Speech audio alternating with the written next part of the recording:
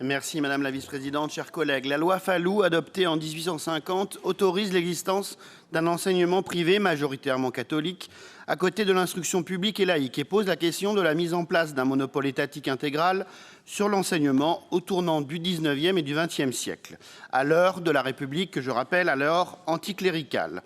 Derrière la liberté d'enseignement se cache en effet, aux yeux de la gauche dogmatique, une opportunité laissée à l'Église d'élever une partie de cette jeunesse française loin de la République. Le choix entre école publique et école privée semble pourtant être de moins en moins dogmatique.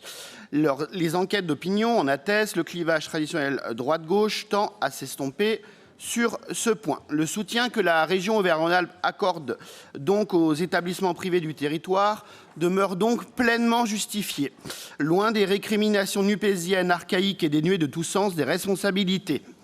Démagogie quand tu nous tiens.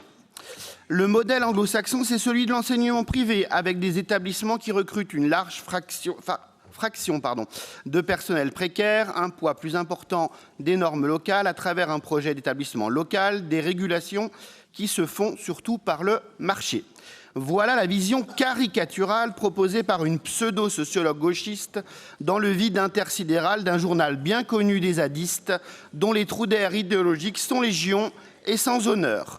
Vous l'aurez compris, Madame la Vice-présidente, nous serons favorables à ce rapport pour le bien des 256 établissements privés sous contrat de la région et des presque 90 000 élèves sous ce statut scolaire d'excellence. Oui, ce gros mot « excellence », loin de l'opprobre dogmatique de cette gauche dépassée qui stigmatise honteusement une partie des enfants de notre région.